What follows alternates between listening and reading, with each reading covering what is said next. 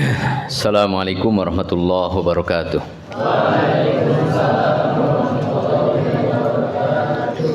Alhamdulillahirabbil alamin, hamdan katsiran thayyiban mubarakan fih, kama yuhibbu rabbuna wa yardah. Asyhadu an la ilaha illallah wahdahu la syarikalah wa asyhadu anna Muhammadan abduhu wa rasuluh. Allahumma salli ala Muhammad wa ala ali Muhammad kama sallaita ala Ibrahim wa ala ali Ibrahim innaka Hamidum Majid. Wa barik ala Muhammad wa ala ali Muhammad kama barakta ala Ibrahim wa ala ali Ibrahim innaka Hamidum Majid. Ya ayyuhalladzina amanu taqullaha haqqa tuqatih wa la tamutunna illa wa antum muslimun. Amma ba'd. Kita lanjutkan pembahasan kita di dalam Syarhus Sunnah lil Imam Al-Barbahari rahimahullahu ta'ala. Dan sekarang kita masuk halaman 4 ya, nomor 3.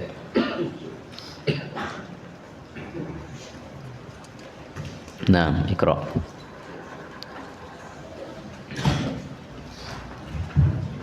Bismillah.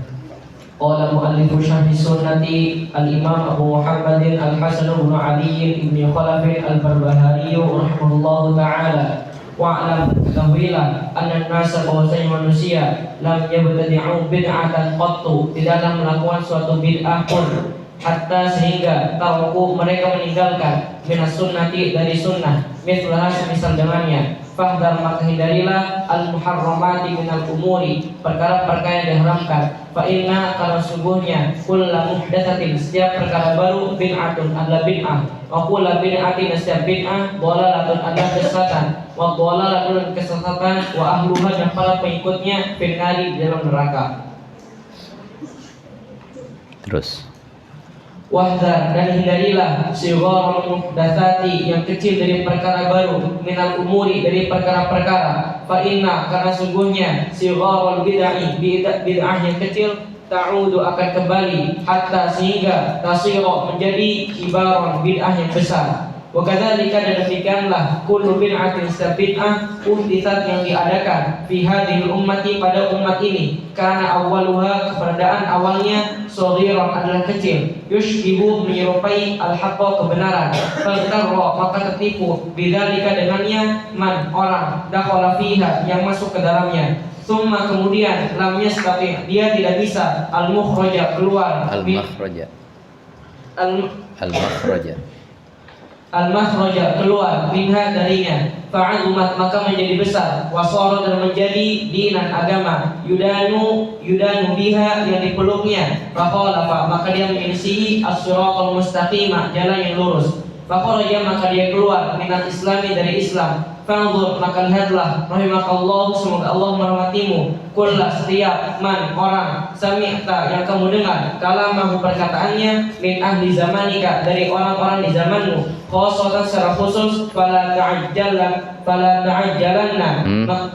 ta'jalanna maka janganlah sekali-kali kamu tergesa-gesa, wala tadkhulanna dan janganlah kamu masuk fi syai'in ke dalam sesuatu, minhu darinya, hatta sehingga tas'ala kamu bertanya, wa tanzura dan kamu melihat, hal apakah takallama fihi berbicara di dalamnya, ahadun seseorang min ashabin nabi dari sahabat Nabi sallallahu alaihi wasallam, atau ahadun seseorang minal ulama'i dari ulama. Fa'in asobta dan apabila kamu mendapatkan fihi dalamnya asar anhum dari mereka, fatamassak bihi maka peganglah dia, wala tujawizhu dan jangan kamu lewatkan dia, bisyai'in untuk sesuatu yang lain, wala takhtar dan janganlah kamu memilih, alaihi atasnya, syai'an sesuatu yang lain, fatasqutu agar kamu tidak terjatuh, finnari ke dalam neraka.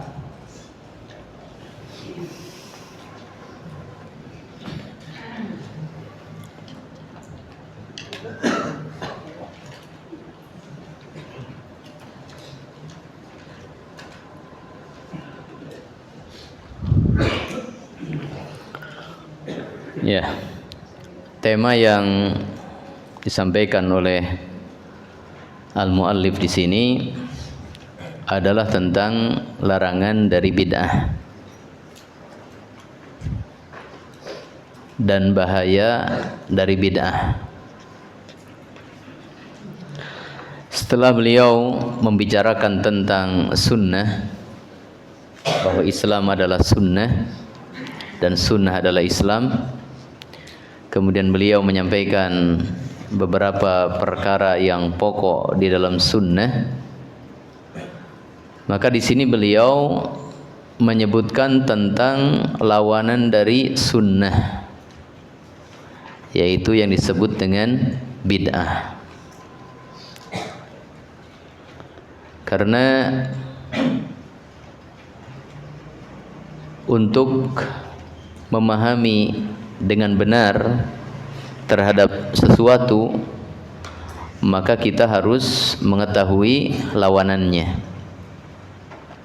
Agar kita memahami dengan benar tentang tauhid, maka kita juga harus memahami syirik. Agar kita memahami Islam dengan benar, maka kita juga harus memahami tentang kufur. Nah, demikian juga agar kita memahami sunnah dengan benar, maka kita juga harus memahami lawanannya, yaitu bid'ah. Sehingga dengan demikian akan menjadi lengkaplah pengetahuan kita tentang sesuatu tersebut, yaitu dengan mengetahui lawanannya. Sebelum kita membahas apa yang disampaikan oleh al-muallif tentang bid'ah, maka terlebih dahulu kita jelaskan apa itu bid'ah. Apa pengertian bid'ah?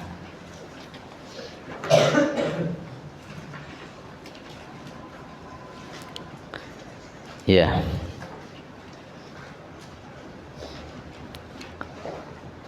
Tulis ya, pengertian bid'ah.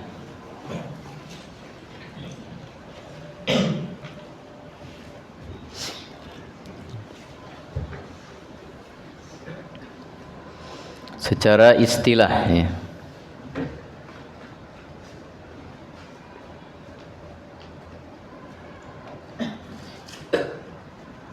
Atau mau secara bahasa juga? Ya nggak apa-apa sob. Yang pertama secara bahasa.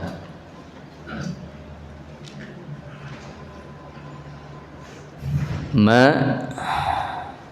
uhditha ala ghairi mithalin sabikin. Ma uhditha ala ghairi mithalin sabikin.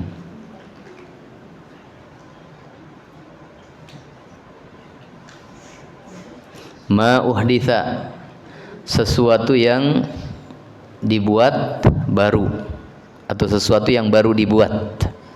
Sesuatu yang baru dibuat. Ala ghairi mithalin, dengan tanpa ada contoh.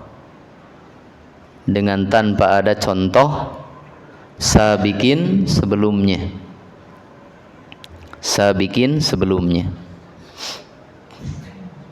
Nah, ini pengertian bid'ah secara bahasa. Jadi sesuatu yang baru dibuat oleh manusia, atau ya, contohnya dibuat oleh manusia ya. Ala ghairi mithalin sabikin, dengan tanpa adanya contoh sebelumnya. Jadi bid'ah secara bahasa itu ya perkara baru gitu aja. Seperti mobil, itu bid'ah secara bahasa. Kenapa? Karena sebelum ada mobil, sebelum dibuat mobil, maka tidak ada mobil itu. Maka ketika pertama kali mobil muncul, ya mobil bid'ah. Karena sebelumnya apa? Tidak ada. Paham ini? Nah, itu secara bahasa. Nah, yang menjadi kepentingan di dalam agama kita itu bukan masalah bahasanya, tetapi pengertian secara istilahnya, secara syar'inya. Ya. Yang kedua, pengertian secara istilah atau secara syar'i ya.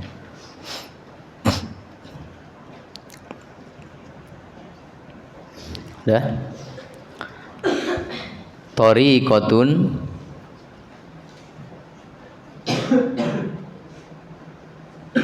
fid dini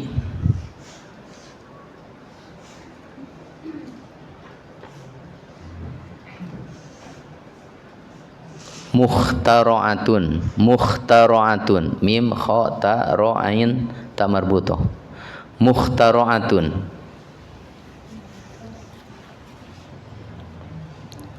tudahi pakai hak besar, tudahi asyar'iyyata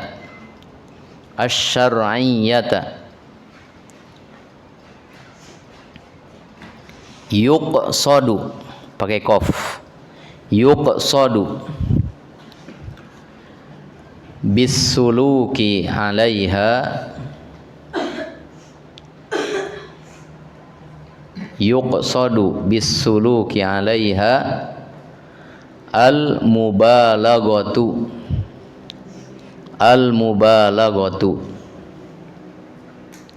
fit ta'abbudi lillahi ta'ala.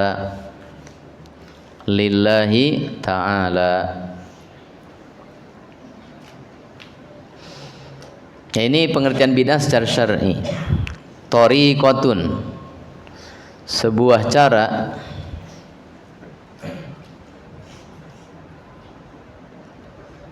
fid dini, di dalam agama,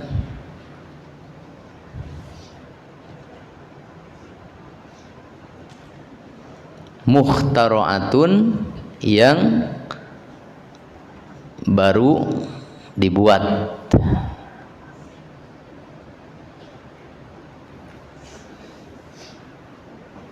atau bahasa apa, yang diada-ada gitu ya, biar lebih enaknya. Mukhtara'atun, yang diada-ada, artinya baru ada gitu ya. Mukhtara'atun, yang diada-ada. Paham gak diada-ada? Nah.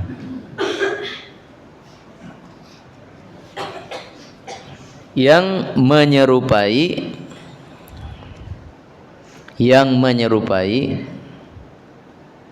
pensyariatan,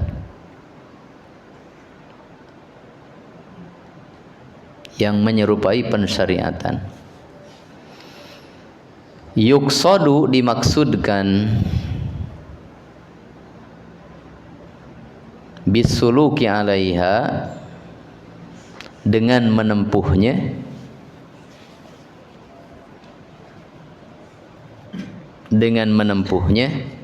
al-mubalaghatu, untuk berlebihan,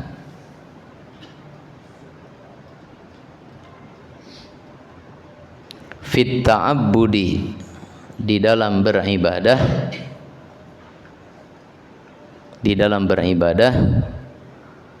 lillahi ta'ala, kepada Allah Ta'ala.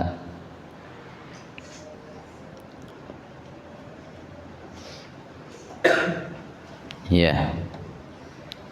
Nah, ini pengertian bid'ah secara istilah. Para ulama mengatakan definisi bid'ah secara istilah yang paling bagus itu yang disampaikan oleh Imam Asy-Syatibi ya, di dalam kitab Al-I'tisam. Nah, ini definisi yang disampaikan oleh Imam Asy-Syatibi ya. Beliau mengatakan bid'ah secara istilah adalah thariqatun fid dini mukhtara'atun, sebuah cara di dalam beragama yang diada-ada oleh manusia, yang dibuat baru oleh manusia. Perhatikan perkataannya di sini ya. Fid dini, dalam agama. Jadi bid'ah yang dilarang di dalam agama Islam itu adalah bid'ah yang berkaitan dengan agama. Adapun bid'ah yang berkaitan dengan urusan dunia itu tidak dilarang. Jadi yang dilarang itu bid'ah yang berkaitan dengan urusan agama, mengatasnamakan ini bagian dari agama. Jadi perhatikan kata-kata itu ya. Jadi kalau mobil di zaman Rasul tidak ada, sekarang ada. Bid'ah atau bukan? Secara bahasa, iya bid'ah. Kalau secara istilah, enggak. Karena mobil enggak ada kaitannya dengan Islam.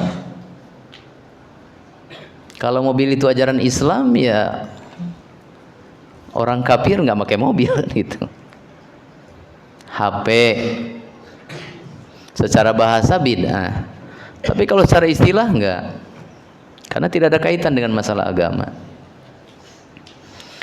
Kemudian perkataan mukhtara'atun, yang diada-ada, ini artinya diadakan baru oleh manusia. Nah, ini sesuai dengan pengertian bahasa. Apa tadi? Perkara yang baru dibuat tanpa ada contoh sebelumnya. Maka dalam perkataan mukhtara'atun, yang diada-ada, artinya ini baru ada. Dulu di zaman Rasul sahabat nggak ada itu, sekarang diada-ada. Maka ini sesuai dengan pengertian secara bahasa. Kemudian tudahis syar'iyyata, bahwa orang membuat bid'ah ini menyerupai dengan pensyariatan. Sehingga akhirnya mereka mengatakan harus begini, ya, nggak boleh begini, sebaiknya begini, diwajibkan begini. Pokoknya itu kata-kata yang mengandung hukum syar'i.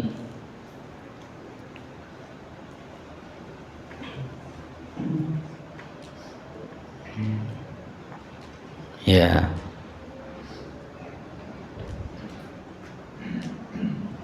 Sebelum kamu pergi untuk melaksanakan ibadah haji, maka sebaiknya kamu sholat dulu di kamar, tengah rumah, depan pintu, di teras, baru pergi. Nah, paham? Nah, ini kan menganggap ini sesuatu yang berkaitan dengan hukum syar'i, dan objek yang dibicarakannya sholat.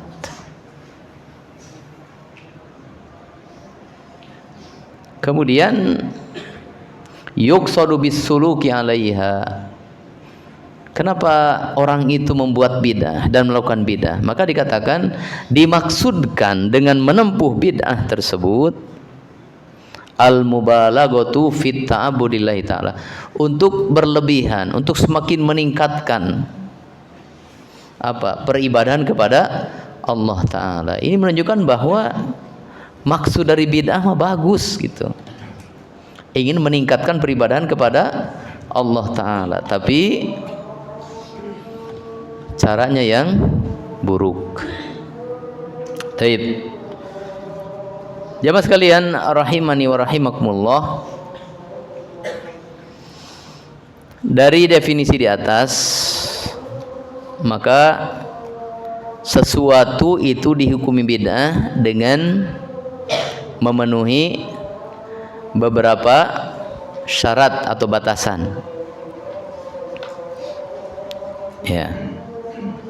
Jadi batasan-batasan untuk menentukan sesuatu itu bid'ah.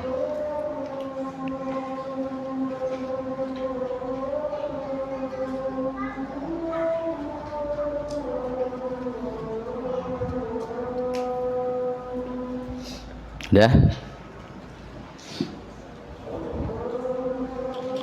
Yang pertama, perkara baru.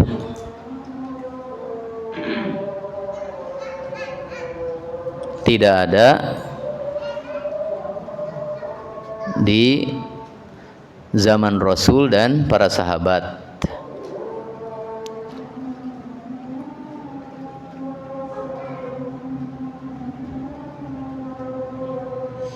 Sudah. Yang kedua,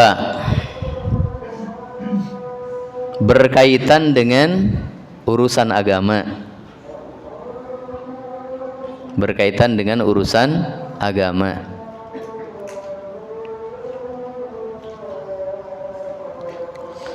Sudah? Ya. Yang ketiga, tidak ada dalil yang menunjukkannya. Tidak ada dalil yang menunjukkannya.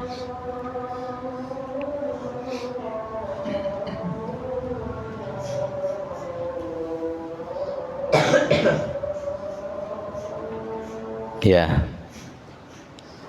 Berapa? 3 ya. Jadi batasan bid'ah itu bila terkumpul 3 hal tadi. Pertama, perkara itu baru. Standar barunya itu mana? Standar barunya itu adalah bahwa itu tidak ada di zaman Rasul juga zaman sahabatnya. Rasul tidak melakukannya, sahabat juga nggak ada yang melakukannya. Jadi dari situ disebut barunya. Jadi bisa dikatakan itu disebut baru dari masa mana itu? Dari masa tabi'in gitu ya, ke sini. Itu disebut baru. Kenapa? Karena kalau di masa sahabat itu masih bisa dikatakan masih sunnah, seperti yang kita pelajari kemarin ya. Karena Rasulullah memerintahkan kita untuk apa? Tamasuk dengan sunnah Rasul dan sunnah Khulafaur Rasyidun. Khulafaur Rasyidun itu di masa sahabat. Nah ini yang pertama ya. Jadi kalau kita melihat sesuatu nggak ada di zaman Rasul, nggak ada di zaman sahabat, ini apa namanya, batasan pertama sudah kita pegang. Tapi apakah langsung divonis bid'ah? Belum. Lihat batasan yang kedua apa? Berkaitan dengan urusan agama.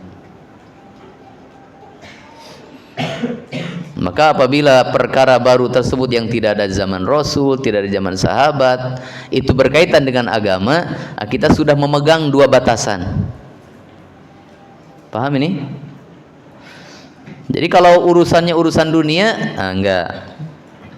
Sudah. Batasan kedua sudah enggak kena. Berarti ini bukan bid'ah secara istilah yang dilarang dalam agama kita.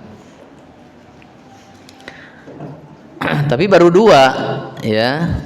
Pertama baru, enggak ada di zaman Nabi dan Rasul. Yang kedua apa tadi? Berkaitan dengan urusan agama. Apabila yang 2 ini ada, langsung divonis bid'ah? Enggak.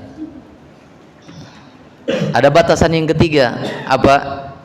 Tidak ada dalil yang menunjukkan. Tidak ada dalil yang menunjukkan. Kalau ada dalil yang menunjukkan, walaupun itu baru di zaman Rasul enggak ada, di zaman sahabat enggak ada, tapi ada dalil yang menunjukkan, maka itu enggak disebut bid'ah secara istilah.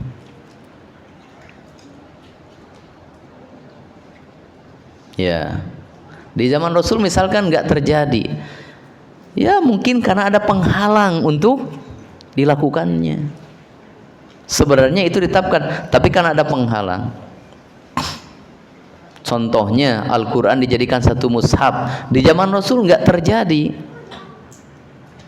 tapi dalil menunjukkannya. Dzalikal kitabu. Nah, gitu. Apa maksud kitab di situ? Al-Quran. Apa itu Quran? Apa itu kitab? Kitab itu ya lembaran-lembaran yang tersusun di antara 2 apa namanya ini? Sampul ya. Sampul depan, sampul belakang. Jadi secara nama sudah menunjukkan kepada mushaf. Tapi kenapa di zaman Nabi tidak terjadi itu? Karena ada penghalang. Turunnya Al-Quran belum selesai. Baru setelah Nabi meninggal sudah tidak akan turun lagi ayat Al-Quran, sudah selesai, barulah bisa dijadikan satu mushaf.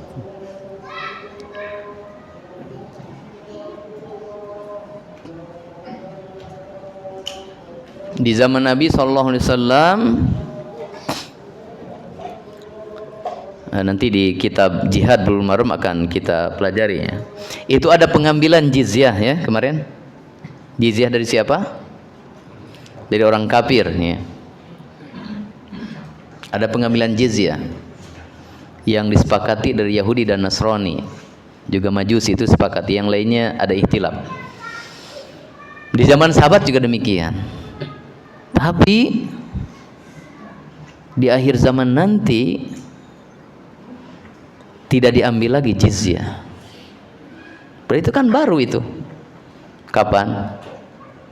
Ketika Nabi Isa turun, sudah tidak diterima lagi jizyah. Apakah itu bidah secara istilah? Pertama itu baru kan, zaman Nabi sama zaman sahabat ada pengambilan jizyah. Berarti itu perkara baru, ditiadakannya jizyah. Yang kedua, apakah itu berkaitan dengan urusan agama? Iya, jizyah itu bagian dari hukum agama. Yang ketiga, apakah tidak ada yang menunjukkan? Ada. Kenapa? Karena Nabi sudah memberitakannya bahwa jizyah ini nanti tidak akan ditarik ketika Isa turun. Berarti ada dalil yang menunjukkannya. Paham ini? Ini tiga hal yang harus kita pahami untuk memahami bahwa sesuatu dikatakan bid'ah.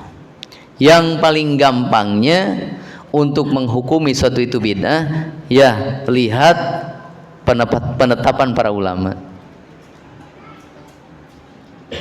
Menurut para ulama ini bid'ah, ini bid'ah, ini bid'ah. Ya udah kita katakan itu bid'ah. Tapi apa yang ditetapkan bid'ah oleh para ulama yang thiqah itu tidak akan keluar dari tiga hal tadi. Ya. Jadi yang gampangnya ya, yang disebut bid'ah itu mashtahara bainal ulama annahu bid'ah. Perkara yang sudah dikenal di antara para ulama itu bid'ah. Itu kata Sheikhul Islam Ibnu Taimiyah rahimahullahu taala. Jadi untuk mengatakan suatu itu bid'ah, ya dilihat itu dikenal di kalangan para ulama itu bid'ah. Walaupun di kemudian hari ada mantan ulama mengatakan, oh sudah nggak bid'ah itu.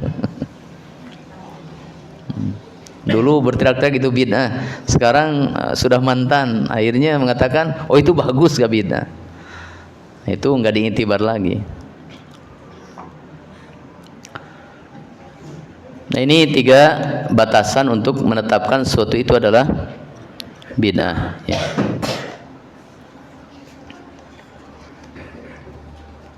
Ya mudah-mudahan dengan tiga batasan ini sedikitnya kita sudah punya gambaran ya. Nah, kenapa para ulama mengatakan oh ini bid'ah, oh ini mah enggak bid'ah, misalnya gitu. Maka dilihat tiga batasan tadi. Coba contoh dari bid'ah apa yang sudah masyhur di kalangan ulama? Abian apa abian? Perayaan Maulid Nabi ya. Nah, itu sudah masyhur di kalangan ulama, itu apa? Bid'ah. Pertama, apakah itu baru? Enggak ada di zaman Nabi dan para sahabat? Ya. Yang kedua, itu berkaitan urusan agama atau tidak? Iya, kan itu kan atas nama mencintai Rasulullah SAW. Yang ketiga, adakah dalil yang menunjukkannya? Enggak ada. Enggak ada dalil yang menunjukkannya. Tanya saja kepada mereka, apa dalilnya gitu. Enggak akan nemu ya. Tidak akan menemukan dalilnya kecuali kalau mereka buat dalil sendiri. Nah, itu mah gampang kalau begitu ya. Ya, kalau dibolehkan bikin dalil sendiri bisa kacau agama ini ya. Memang ada hadis palsunya, tapi palsu hadisnya. Siapa yang bikin? Yang mereka yang bikin. Para ulama sudah menyatakan itu hadis maudhu, hadis palsu lah, asal enggak ada asal usulnya. Mau dicari di kitab hadis mana enggak ada itu. Walaupun terkenal di antara mereka ya, karena mereka yang buat. Nah, sekarang kita masuk ke perkataan al-muallif rahimahullahu taala. Qala al-muallif rahimahullahu taala wa'lam anna an-nasa lam yabtadi'u bid'atan qattu hatta taraku minas sunnati mithlaha. Ini poin pertama ya. Beliau mengatakan, ketahuilah bahwa manusia tidaklah mereka melakukan satu bid'ah pun ya, kecuali mereka dengan sebab itu akan meninggalkan sunnah yang semisal dengannya. Artinya bahwa kalau seseorang itu melakukan bid'ah, maka secara otomatis dia meninggalkan sunnah yang berkaitan dengan masalah tersebut.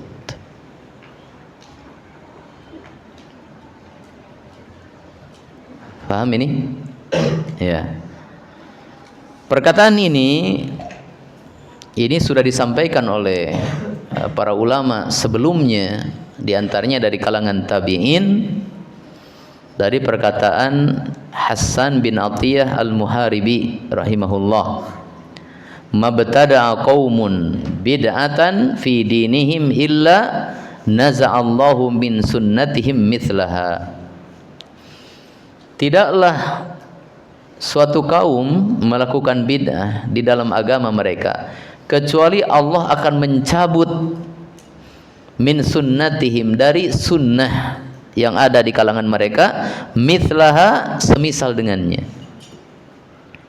semisal dengan bid'ah tadi. La yu'iduha ilahim, Allah tidak akan mengembalikan sunnah tersebut kepada mereka ila yaumil qiyamati, sampai hari kiamat. Artinya apa? Bahwa pelaku sunnah itu, pelaku bid'ah itu sulit bertaubat, karena tadi meyakini itu bagian dari agama, bahkan meyakini itu ibadah yang terbaik. Kalau ibadah sunnah mah biasa-biasa saja, campuri bid'ah jadi istimewa, itu maksudnya. Nah, kan orang kalau urusan dunia, kalau yang normal-normal saja kan bosan ya. Makan nasi sama lauknya biasa aja ya. Makan kue jadul, bosan, ganti sekarang kue rasa strawberry, rasa blueberry dan sebagainya. Urusan dunia silakan, kalau urusan agama ada yang mengaturnya. Surabi asin telur biasa, nanti ada surabi rasa blueberry, rasa strawberry, biar keluar dari zona biasa, jadi istimewa ya. Tujuannya begitu mereka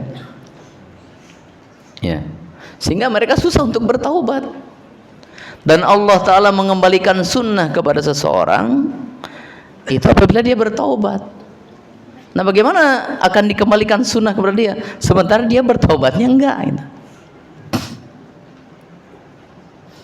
Siapa tadi yang mengatakannya? Hasan bin Atiyah al-Muharibi. Saya baca tadi di biografi beliau, ada tuduhan Qadariyah kepada beliau dari sebagian ulama seperti Yahya bin Ma'in, kemudian yang lainnya ya. Karena Qadariyan, beliau mengatakan bahwa Hasan bin Atiyah itu Qadari.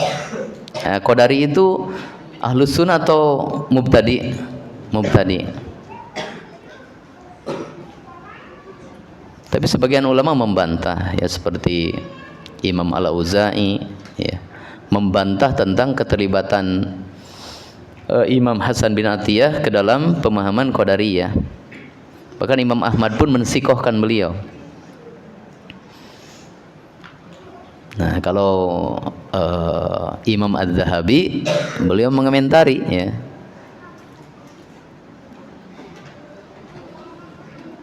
taba wa raja'a minha ya. Ya, kalau dikatakan beliau Qadari, maka ya beliau bertaubat sehingga kembali kepada sunnahnya. Kalau bertaubat dari bid'ah, ini berkaitan dengan perkataan beliau. Kalau beliau memang seandainya ini terlibat dalam pemahaman Qadariyah, tapi kalau bertaubat maka sunnahnya kembali lagi. Bagaimana aplikasinya nih? Contohnya seperti apa? Bahwa kalau orang melakukan bid'ah, maka dia akan meninggalkan sunnah yang semisal dengan bid'ah tersebut.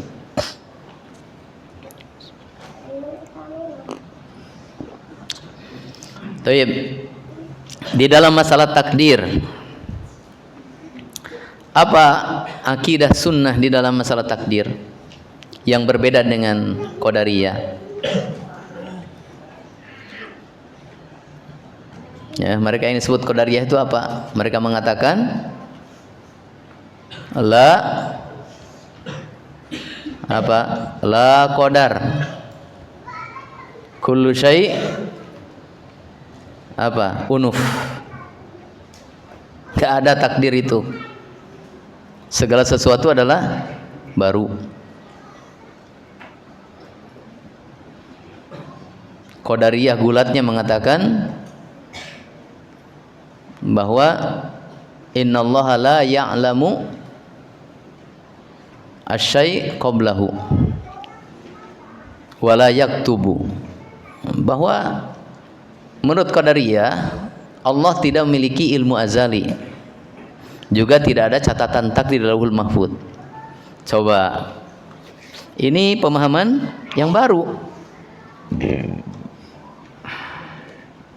Ketika dia mengatakan Allah tidak mengetahui sesuatu pada azalinya, Allah baru tahu setelah kejadiannya, maka dengan perkataan ini dicabutlah sunnah. Apa sunnahnya? Akidah sunnah apa dalam sesuatu itu? Bahwa segala sesuatu Allah telah mengetahui sejak azalinya. Ketika dia mengatakan Qadariyah ini, Allah tidak mengetahui sesuatu sebelum kejadiannya, maka dengan perkataan bidah ini tercabutlah akidah sunnah bahwa Allah memiliki ilmu ajali tentang sesuatu itu sebelum kejadiannya. Sejak ajalinya Allah sudah mengetahuinya. Paham ini? Tercabut. Ketika Qadariyah mengatakan Allah tidak mencatat takdir di Lauhul Mahfuz, maka dengan perkataan tersebut tercabutlah sunnah apa?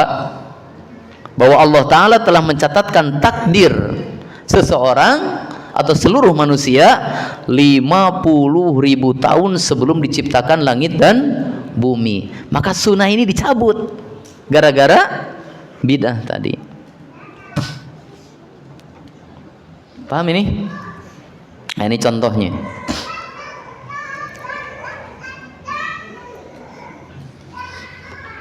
Ya.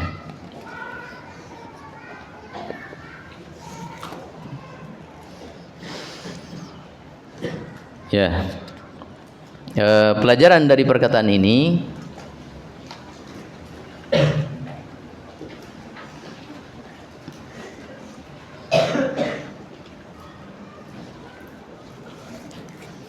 yang pertama,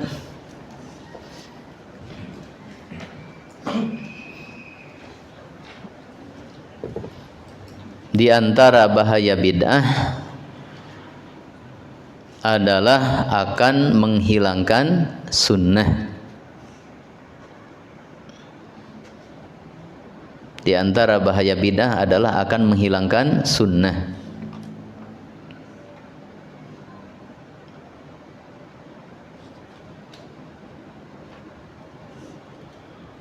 Ya, perhatikan. Nah, ini ada perkataan Syekh Shalih Fauzan dalam syarahnya.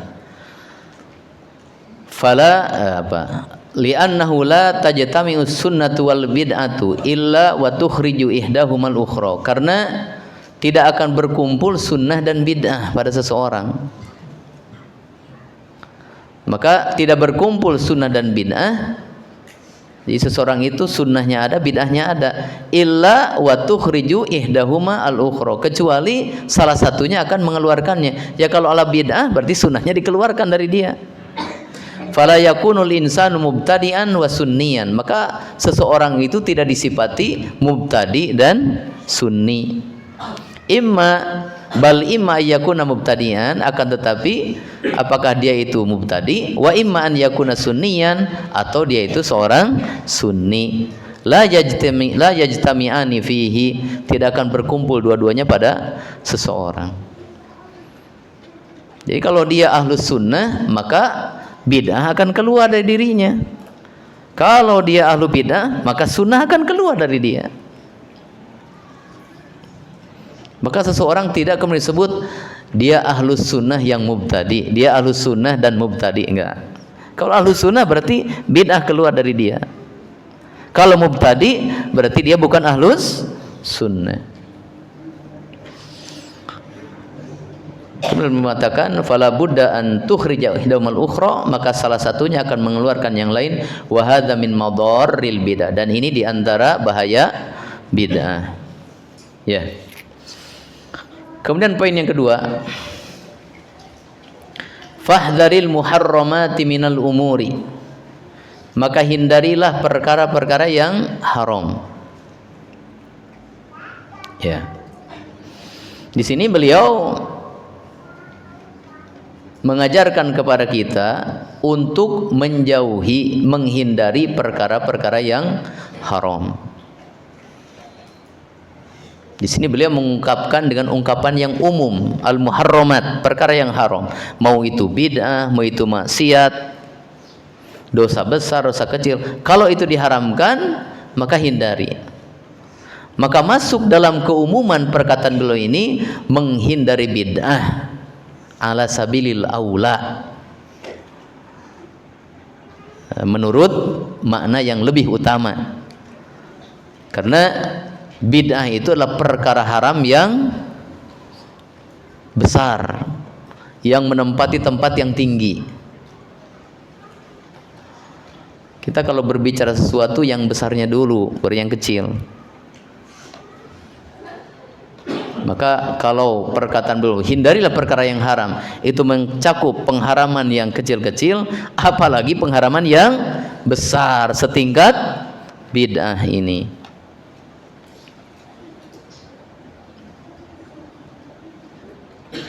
Dan perkataan beliau ini sebagai pencegahan seseorang terjerumus dalam bid'ah. Sebab kalau orang sudah bermudah-mudah kepada perkara yang diharamkan, maka lama-lama dia akan terjerumus ke dalam bid'ah. Kenapa? Karena antara dosa yang dia lakukan dengan bid'ah sama-sama haram. Sesuatu yang bersaudara akan saling menarik satu dengan yang lainnya. Jadi kalau orang bermudah-mudah dalam melakukan perkara yang haram, walaupun itu bukan perkara yang bid'ah, maka itu akan mendorong dia kepada bid'ah. Karena perbuatan dosanya akan menarik. Setan itu kan bertahap menggoda manusia. Nah, kalau godaan dari tahapan kecil dulu. Setelah manusia tergoda oleh setan dalam perkara yang kecil, setan tidak kemudian berdiam diri. Sudah cukup enggak. Terus berlanjut. Dari dosa yang biasa akhirnya diajak kepada bid'ah, dan itu kemudian tidak sulit bagi setan untuk mengajak. Kenapa? Karena orang ini sudah berhasil dikuasai ikut perkara yang haram. Bid'ah kan perkara haram juga.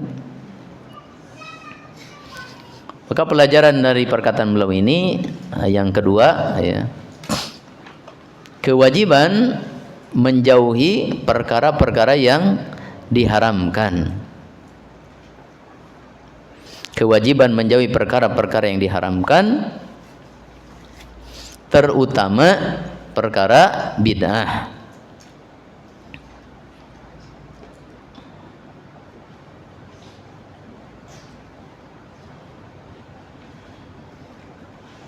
Ya. Kemudian poin yang berikutnya, fa inna kulla muhdatsatin bid'atun wa kulla bid'atin dhalalatun wa dhalalatu ahluha finnar. Ini dikutip dari hadis Nabi SAW, ya, dan itu disebutkan dalam khutbatul hajah. Amma ba'du fa inna asdaqul hadis kitabullah wa khairul hadi hadi Muhammadin SAW wa syarrul umur muhdatsatuha wa kullu muhdatsatin bid'ah wa kullu bid'atin dhalalah. Kemudian dalam riwayat yang lain wa kullu dhalalatin finnar. Maka di sini apa yang sudah dibahas tadi dalam pengertian bid'ah, kullu muhdatsatin bid'ah, setiap yang baru itu adalah bid'ah. Maksudnya setiap perkara baru yang tadi kita sebutkan batasan-batasannya. Wa kullu bid'atin dhalalatun, dan setiap bid'ah adalah kesesatan. Maksudnya setiap bid'ah secara istilah, secara syar'i. Kalau bid'ah secara bahasa enggak. Bid'ah urusan dunia enggak. Silahkan saja.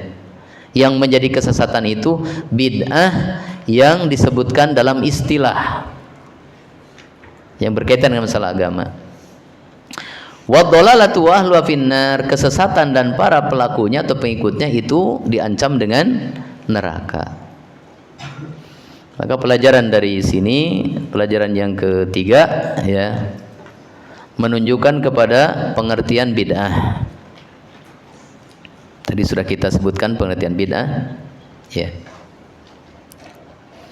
Kemudian pelajaran yang keempat, bahwa setiap bid'ah adalah sesat.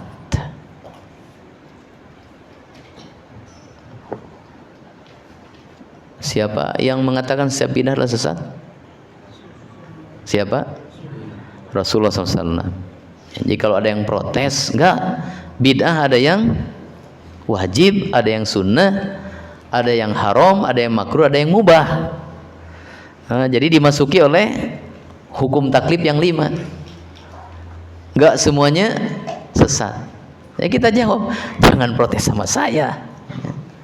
Karena yang mengatakan bid'ah, semua bid'ah sesat, ya Rasulullah. Tanya saja ke Rasulullah. Protesnya sama Rasul, jangan sama saya. Saya hanya penyambung lidah.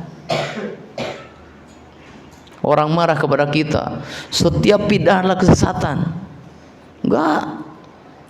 Yang benar ada bid'ah yang hasanah, yang baik ada bid'ah yang sesat. Nah, itu kan menurut antum. Saya hanya menyampaikan apa yang dikatakan Rasulullah SAW. Jadi kita nggak usah pusing-pusing dengan celoteh mereka ya. Karena yang kita katakan itu dalil syar'i, yang dikatakan oleh mereka itu apa? Akal mereka. Nah, kemarin sudah kita bahas, agama itu merupakan wahyu dari Allah, bukan hasil akal atau logika kita. Ya, jadi yang mengatakan setiap bid'ah adalah sesat Rasulullah, bukan kita. Kita hanya ikut Rasulullah saja mengatakan itu. Dan kita meyakini kebenarannya karena Rasul yang mengatakannya.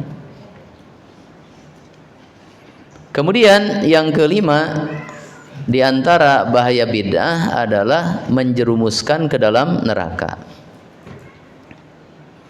Jadi bid'ah itu urusannya neraka ya.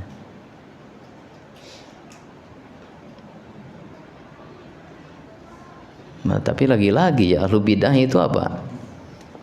Protes ya.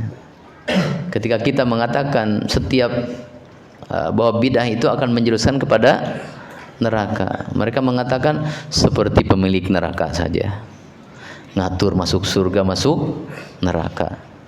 Apa jawaban kita? Bukan kata saya gitu. Udah gitu aja gampang. Gitu aja repot ya. Itu bukan kata saya. Itu kata siapa? Kata Rasulullah SAW. Kalau mau protes, protes sama Rasul, jangan sama saya. Saya hanya menyampaikan aja. Mau silakan, enggak ya. Dan ini yang dikomentari oleh Syekh Shalih Fauzan ya. Di antara ciri bahwa sunnah dicabut dari pelaku bid'ah, ketika disampaikan dalil yang melarang bid'ah mereka, maka mereka akan menolak. Mereka akan protes. Kata beliau, itu ciri dicabutnya sunnah dari mereka, karena ada bid'ah di situ. Tapi kalau dalam perkara lain, ya mereka bisa sepakat. Ya. Oh, nggak boleh maulid Nabi, ini dalilnya. Mereka marah, menolak. Kenapa? Karena sudah dimasuki bid'ah dalam urusan itu, sehingga sunnah dicabut.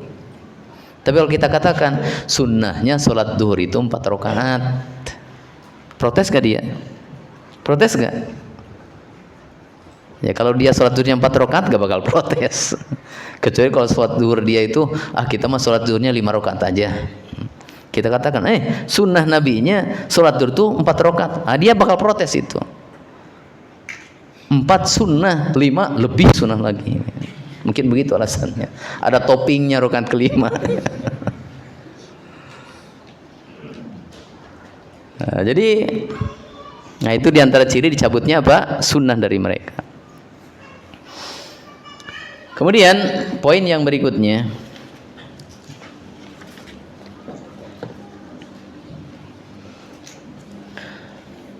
wahdhar sigharul muhdatsati minal umuri. Hindarilah perkara-perkara baru yang kecil, maksudnya bid'ah yang kecil. Fa inna sigharul bid'ai ta'udu hatta tasira kibara. Karena bid'ah yang kecil kalau dibiarkan maka dia nanti akan menjadi besar. Wa kadzalika kullu bid'atin uhditsat fi hadhil ummati. Maka demikianlah setiap bid'ah yang terjadi di umat ini, kana awwaluha saghiran yusbihul haqqo. Dahulunya itu kecil, mirip dengan kebenaran, nggak kelihatan perbedaannya dengan kebenaran, mirip, hanya para ulama yang taunya. Tapi kalau dibiarkan, faghtarra bidzalika man dakhala fiha. Lalu orang yang masuk ke dalam bid'ah tersebut tertipu dengan bid'ah yang kecil tersebut. Setelah dia masuk dan dia tertipu, oh ini bagus juga dalam agama begini. Tsumma lam yastatil khuruja, sini huruj tadi di apa? Makhraj. Setelah masuk dia nggak bisa keluar karena sudah terbelenggu hatinya dengan bid'ah tersebut.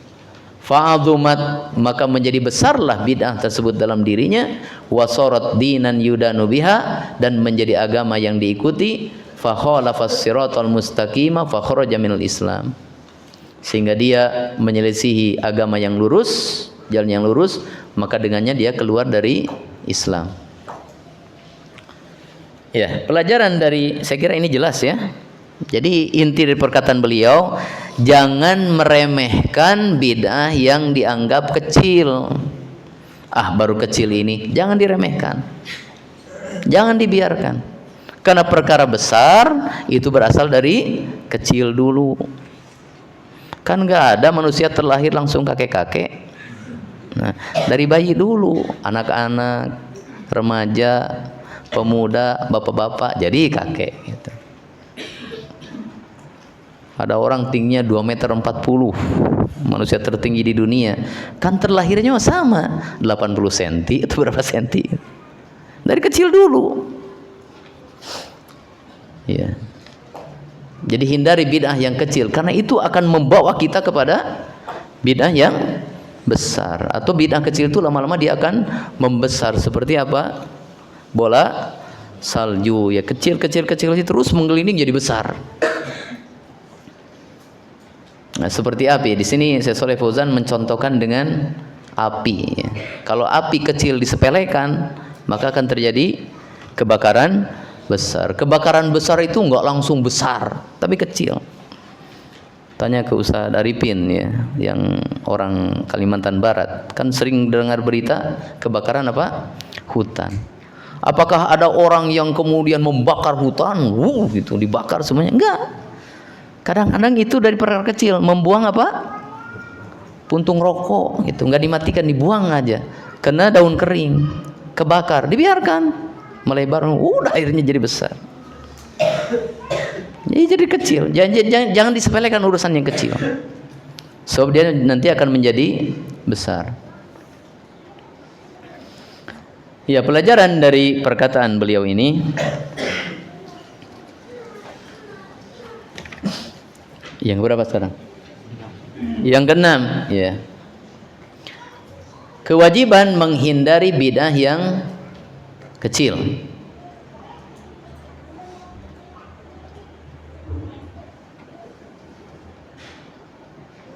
Karena itu akan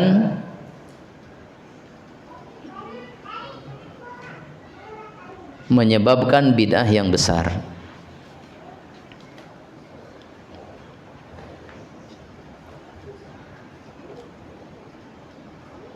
Jadi jangan meremehkan bid'ah walaupun itu dianggap kecil. Ya. Coba apa bid'ah-bid'ah yang mungkin disepelekan oleh orang?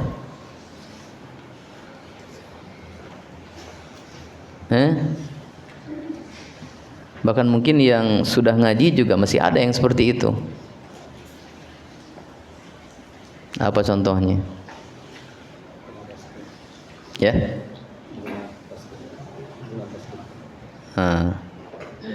Walaupun itu hilaf ya.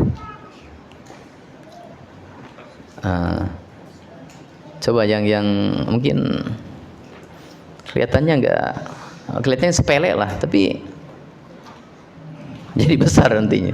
Apa contohnya?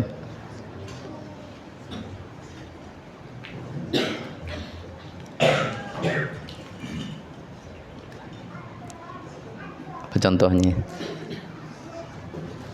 Masa nggak ada yang ini? Nggak ada yang ngelirik ini?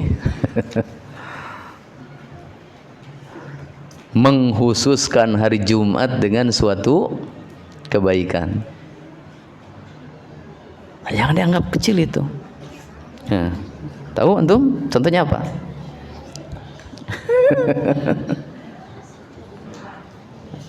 Coba yang tahu, coba siapa?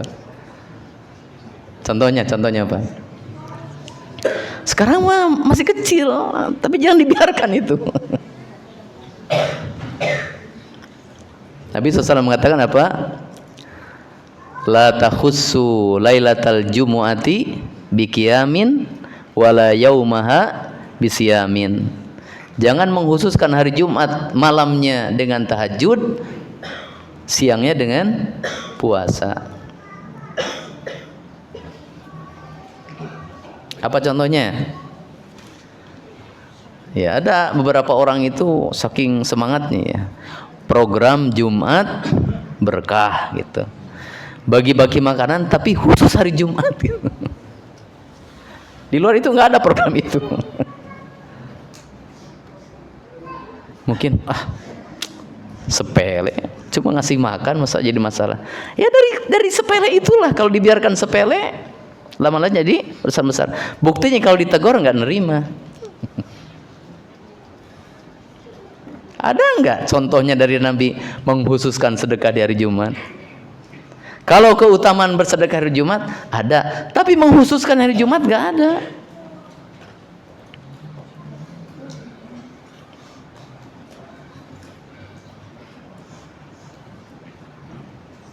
Ya makanya dihindari ini. Perkara yang mungkin sebagian orang menganggapnya sama sekali nggak terlintas mungkin di pikirannya itu ya. Tapi kalau dibiarkan, bahkan sebagian ulama juga ada yang tidak menyepakati penamaan Jumat berkah.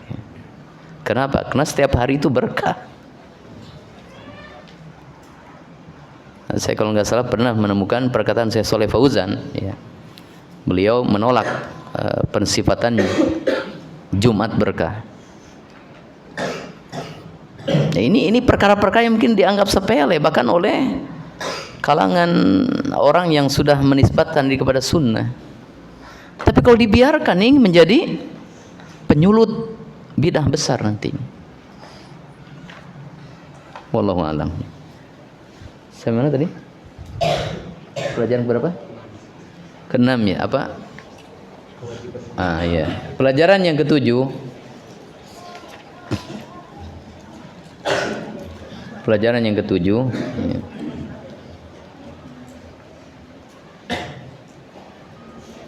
Ya.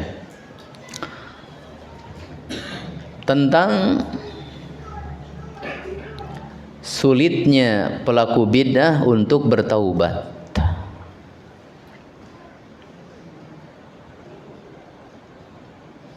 Tentang sulitnya pelaku bidah untuk bertaubat. Ya. Tsumma lam yastati al-makhraja minha fa'adumat wa sarat dinan yudanu biha. Karena sudah menganggap itu agama. Memang saya salah apa? Saya punya dosa apa? Ini baik kok. Tujuan saya ibadah kepada Allah Ta'ala. Susah bertaubat yang lu bidah itu. Karena sudah menganggap bidah itu bagian dari agama.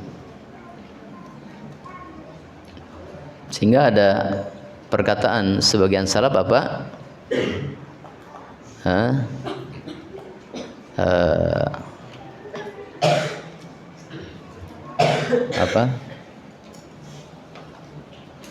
Al bid'atu la yutabu minha atau apa? Ya, nanti saya carikannya ungkapannya. Yang artinya apa? Bahwa pelaku bid'ah itu sulit untuk bertaubat. Karena sudah menganggap bid'ah itu sunnah, bid'ah itu adalah agama. Kemudian pelajaran yang ke-8, pelajaran yang ke-8 ya. Bahwa orang yang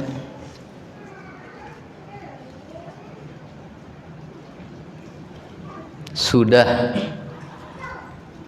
larut dalam bid'ah yang besar, maka dia akan keluar dari Islam.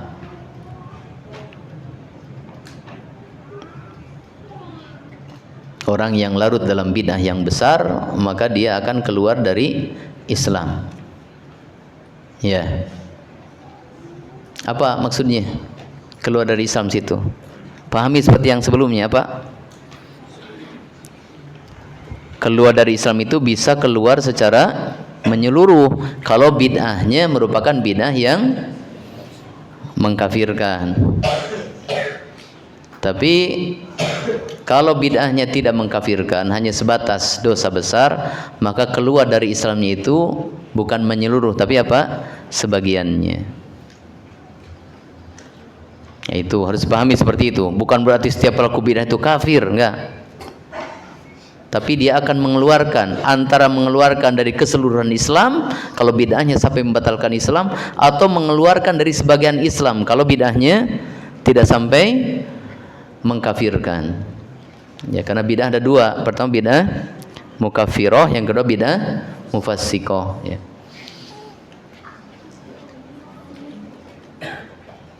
Tapi di sini Syekh Shalih Fauzan ada penjelasan. Beliau mengatakan, yakni anna sahibal bid'ah yatajara bihil amru hatta yakuna dinuhu kulluhu bid'an.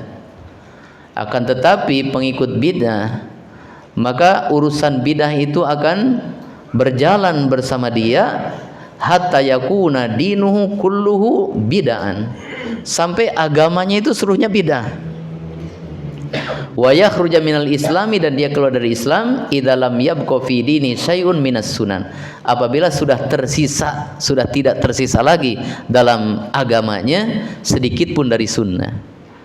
Jadi kata beliau, maksud perkataan ini bahwa bid'ah kalau dibiarkan, maka bid'ah itu akan terus berjalan bersama pengikutnya dari kecil kemudian membesar, akhirnya bid'ah menguasai seluruh agamanya. Sehingga agama Islam yang dia klaim, yang dia akui itu ternyata sudah tidak ada sunnah lagi sedikit pun pada keyakinan dia. Nah, maka kalau ini keluar dari Islamnya adalah apa? Murtad, kafir, ya. Batal Islamnya.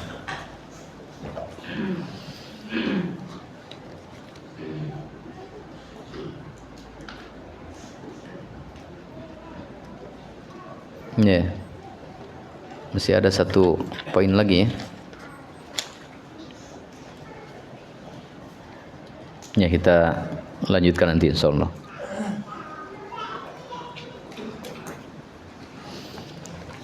Ya.